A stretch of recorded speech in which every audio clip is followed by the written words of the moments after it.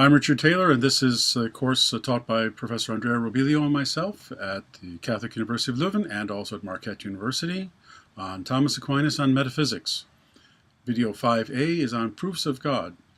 5B will be concerned with the Summa Theologiae, but here I want to make some remarks prior to getting into those proofs in the Summa Theologiae. So let's proceed.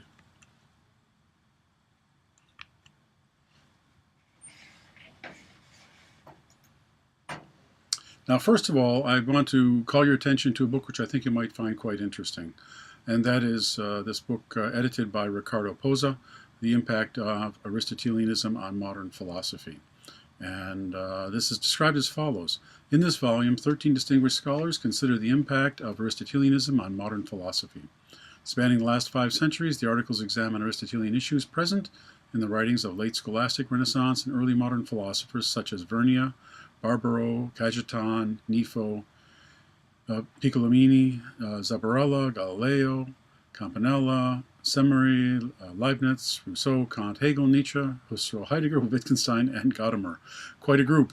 The authors of these pieces trace the impact of the tradition of Renaissance Aristotelianism and so forth. So you can read the rest of this by pausing on the video if you like for yourselves. I'm not going to read it all the way through, but I thought this would be quite interesting to see the ongoing influence of Aristotelianism for you, because of course we're dealing with Aristotelianism in one form or another in our course on Thomas Aquinas.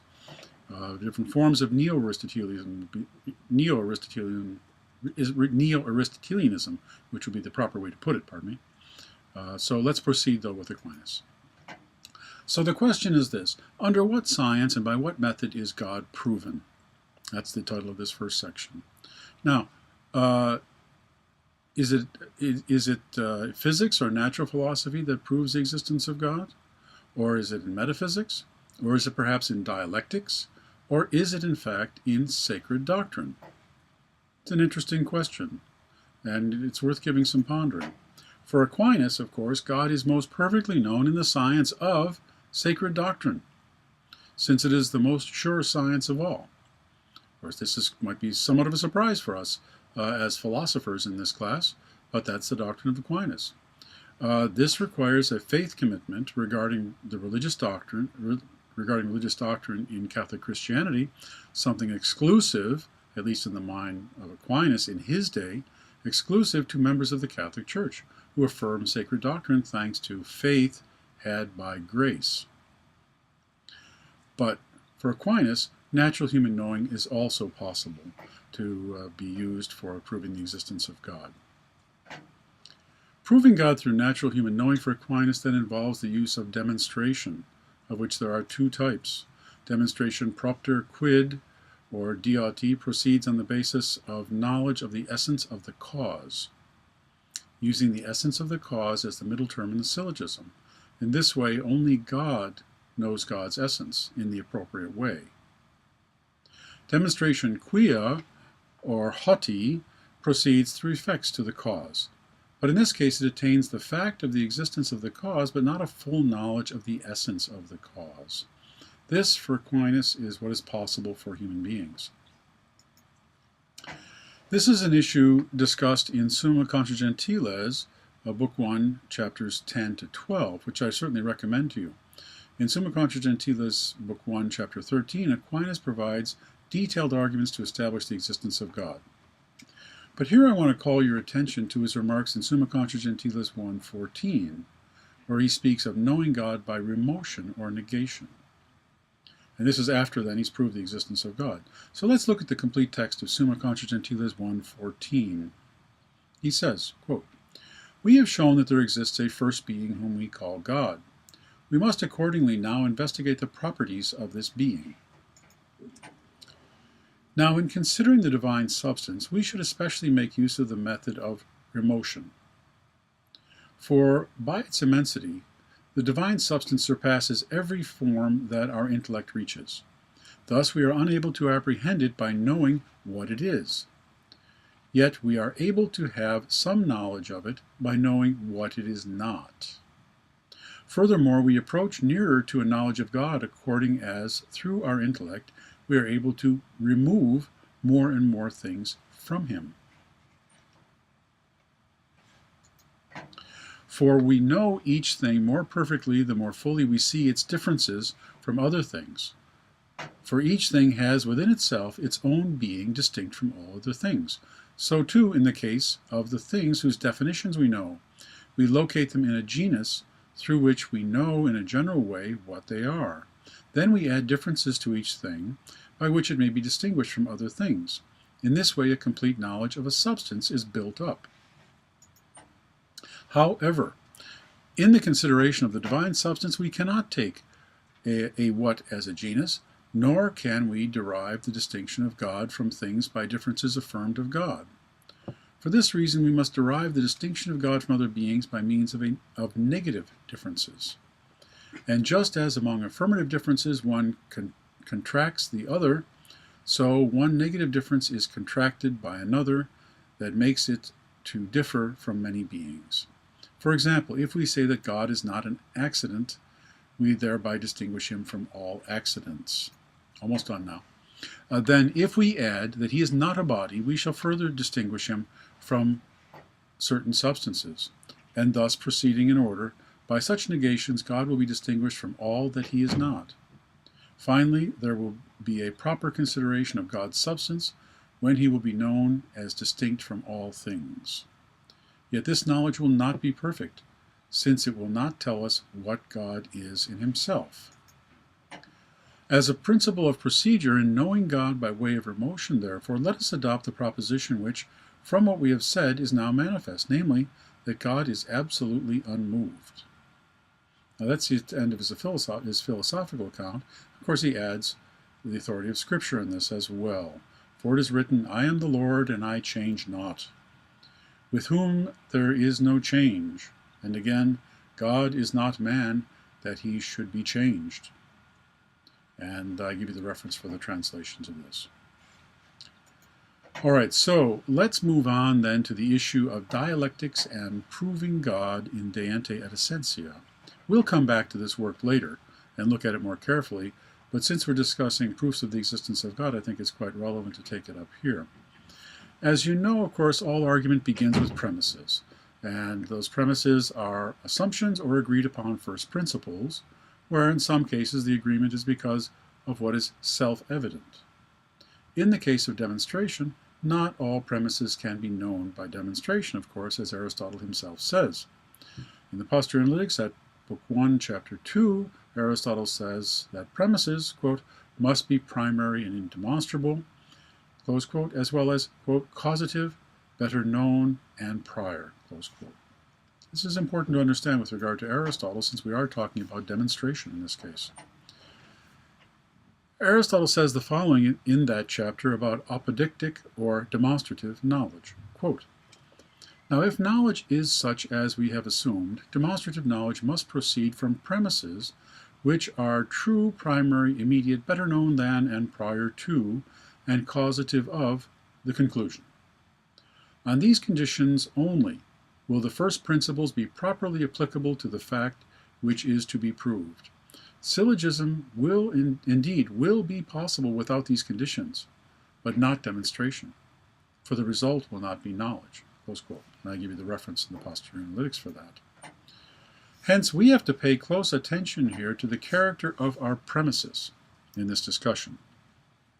Now, John Whipple, as you know from the assigned reading, holds that there is a proof of God in the short treatise De Ente et Essentia, or On Being and Essence, and Whipple has defended his view against critics in several places. For references to that, see his references in the piece in the Oxford Handbook of Aquinas. Let's follow his lead to some extent, though, and first consider the issue of the subject of metaphysics before considering the argument of the De Ente et Essentia. Avicenna is the most important thinker. So now the issue, as you notice, the issue here is the subject of metaphysics. Avicenna is the most important thinker for Aquinas on the issue of the subject of metaphysics. But Avicenna tells us that a short treatise on the issue by Al-Farabi called On the Aims of Metaphysics played an extraordinarily important role in Avicenna's own understanding. Let me give you a little bit of a few comments here on Al-Farabi and the rejection of the approach of Al-Kindi. Al-Kindi had thought, in his On First Philosophy, had thought to put forward the notion that that Greek metaphysical thinking or Greek philosophy has the same end as theology, namely to reveal the unity of God and the greatness of God and other characteristics about the nature of God. And so for Al-Kindi, philosophy was just another way to do, especially metaphysics, was just another way to do the kind of thing that is found in Islamic theology with regard to the issue of divine tawheed, or divine unity. This is something Al-Farabi rejected completely. For Al-Farabi, the subject matter is not divine being, but rather the subject matter is being qua being. And that's what Avicenna, in fact, adopted from Al-Farabi, and then explained at greater length himself. So Avicenna treats this issue even more explicitly, and holds that God is not the subject, but rather something treated in the science of being qua being, and something apprehended through the science of metaphysics. Avicenna, as we'll see in 2 weeks, reaches God in metaphysics only through dialectical consideration of being, thing, and necessary, and that discussion begins in the first book of his Metaphysics, chapter 5. So there, Avicenna starts the reasoning by saying, quote, "The ideas of the existent, the thing, and the necessary are impressed in the soul in a primary way," close quote. And Avicenna explicitly rejects the notion that physics can prove God, though he is well aware of the arguments from Aristotle's physics.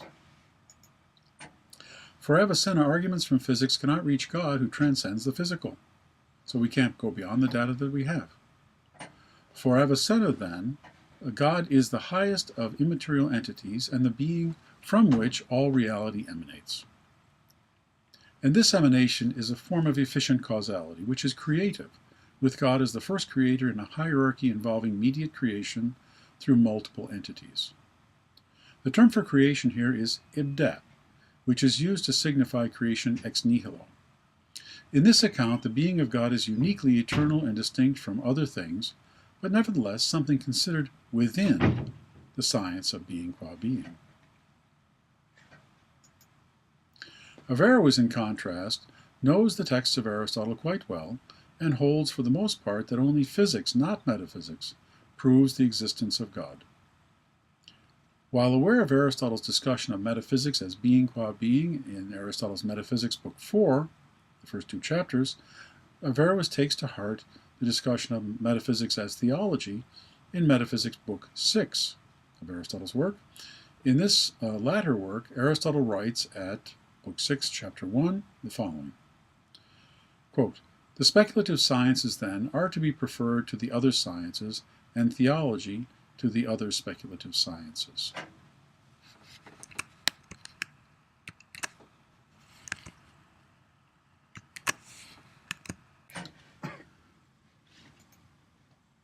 One might indeed raise the question of whether the primary philosophy is universal or deals with some one genus or entity, because even in the mathematical sciences, in the mathematical science, they differ in this respect. Geometry and astronomy deal with a particular kind of entity, whereas universal mathematics applies to all kinds alike. Then, if there is not some other substance besides those which are naturally composed, physics will be primary science. But if there is a substance which is immutable, the science which studies this will be prior to physics and will be primary philosophy, and universal in this sense, that it is primary. And it will be the province of this science to study being qua being, what it is, and what are the attributes, and what the attributes are which belong to it qua being. That's Aristotle.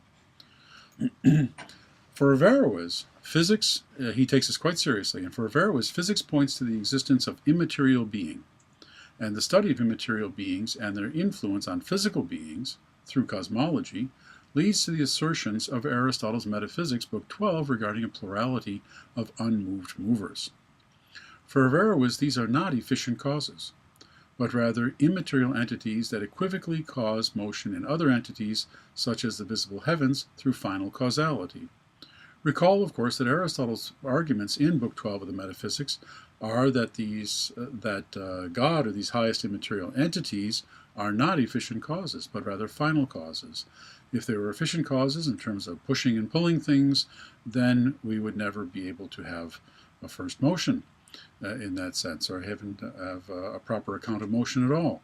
So Aristotle instead says that in fact they cause motion by being loved, that is, as final causes.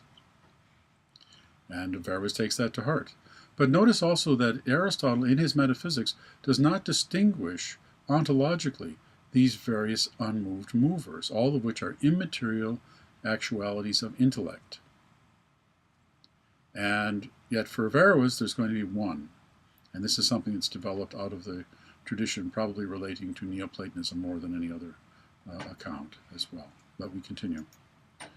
His analysis then leads to the view, Averroes' analysis then leads to the view that there is one first cause of all called God, who provides being to all other things through a complex understanding of final causality. As all other beings strive after perfection in being or existence, that is only contained in its fullness in the one God. This is a form then of final causality with a kind of pros hen, or with reference to one primary instance, causality taking place. Everything strives to be as perfect as it can within the nature of being, and the only thing that is perfect in that regard is the first cause, or God, who is the primary instance of being qua being.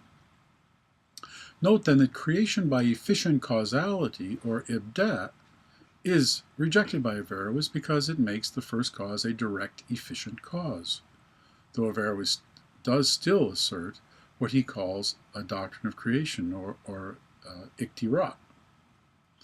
This we can explore later, and we certainly will in class, but it's clear that Averroes has the first cause as only a final cause directly, and equivocally formal and efficient causes. The issue of matter is a problematic concern for him as well, but we won't get into that here. For Aquinas, God is not the subject matter of metaphysics. As Whipple puts it, quite well of course, quote, Aquinas agrees with Avicenna and with most of his 13th century contemporaries that the subject of metaphysics is not God or divine being, but being as being. He holds that it pertains to metaphysics to arrive at knowledge of God as its end or goal, and that because of this it can also be called divine science. Thus there is in fact no distinction between metaphysics, the science of being qua being, and a philosophical divine science, or a philosophical theology. Even so, Aquinas also maintains not only that God is not the subject of metaphysics, but that he is not included under the notion of being as being that serves as its subject. God is considered by metaphysics only indirectly, as the cause and principle of its subject, being as being, close quote. This is quite different from what Avicenna does, and certainly quite different from what Averroes does. Note then that Aquinas follows Avicenna to a considerable extent, but differs in his view that God is, quote, is not included under the notion of being as being that serves as its subject. Pardon me. We'll look more closely at Aquinas' reasoning in the De Ante et Essentia on being an essence in a later class. For now, let's just briefly look at the reasoning of Whipple on the stages of the argument, which Whipple contends is a proof of the existence of God. Whipple writes, quote, Aquinas reasons in a first stage of his argument that whatever is not included within the understanding of an essence or quiddity comes to it from without and enters into composition with it. So if we can conceptually distinguish these two, then it seems that something comes from outside somehow.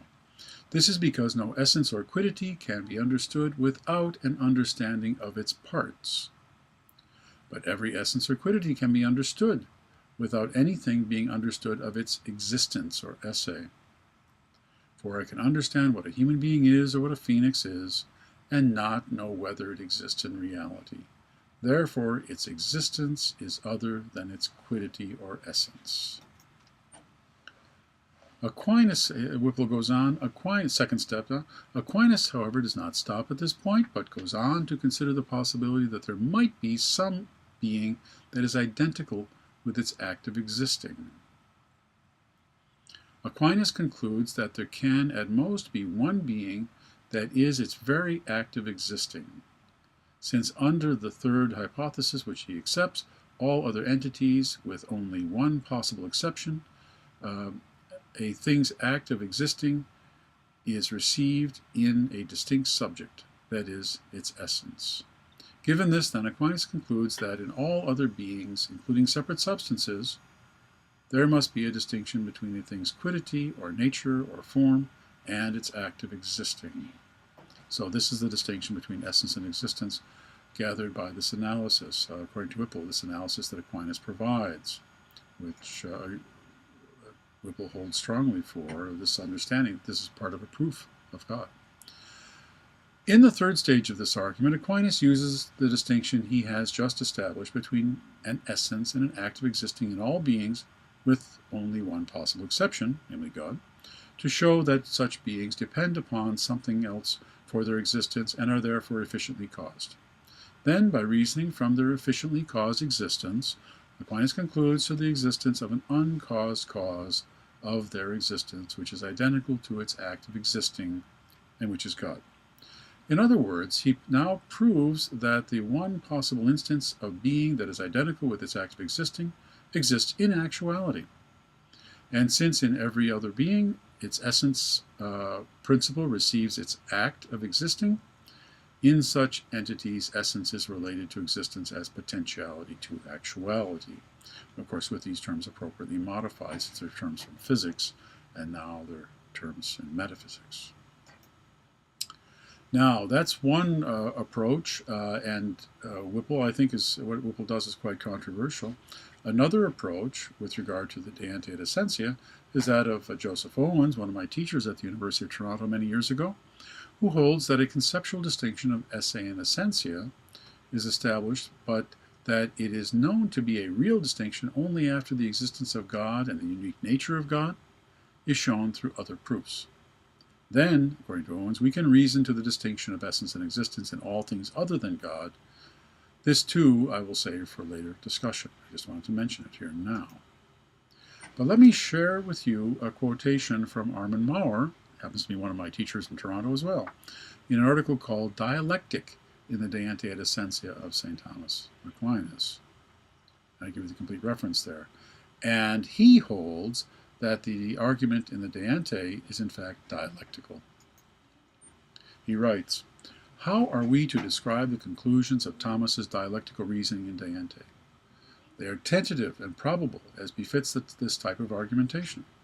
The reasoning aims to establish the real distinction of composition of essence and esse in creatures, and the existence of God as esse tantum, only being, but not with strict metaphysical demonstrations. That's reserved for later in his career," writes Maurer.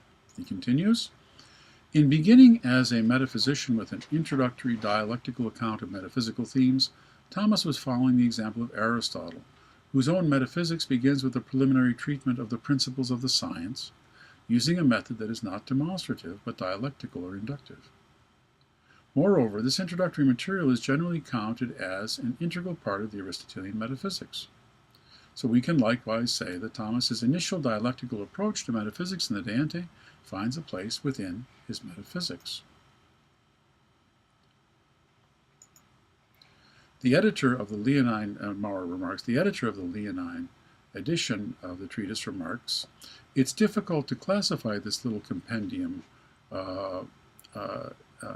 as logic or as metaphysics, or the two of them. That's true," writes Maurer, "but perhaps it is more exact to say simply that it is a metaphysical work using dialectical method." This is quite an interesting approach, and we'll be discussing this more in detail when we take up the De Ante et Essentia. But these are another form of argument then for the existence of God, according to some anyway. This is a dialectical argument for Maurer, a metaphysical argument for Whipple, and for Owens, the beginnings or foundation for a metaphysical argument that needs to be completed by other means. In the next video, we will look at the arguments in the assigned readings in Summa Theologiae Prima Pars Question 2. But I want to mention, as I already had, or reiterate as I already had, that in Book 1, chapters 10 to 14 of the Summa Contra Gentiles, Aquinas gives a detailed treatment of accounts of arguments for the existence of God. There he covers much of what we find in our readings in the Summa Theologiae, including a discussion of what it means for something to be self-evident. As you know by now from our other class readings and meetings, knowledge is divided into what is naturally knowable to us as humans and what is known to God or other higher entities supernaturally. Using that division, Aquinas confronts the issue of what it means for something to be self-evident, and concludes that God's existence is self-evident, but only to God and not to us. We have, according to Aquinas, a vague sense of higher cause, but we can reason to the existence of God not via an argument propter quid or deity, which, as we've already indicated, would require that we know the essence of God, but via an argument quia or hauti that uses effects as the middle term in arguing to a cause. However, the fact of the cause established does not reveal to us the whole essence of the cause. For others, that essence cannot be reasoned about. Recall our discussions of Pseudo-Dionysius and Maimonides. But Aquinas holds a different view that allows for analogical reasoning to further understanding of divine attributes. But let's stop here with video 5a and resume in 5b on the arguments for God in the Summa Theologiae. Thank you.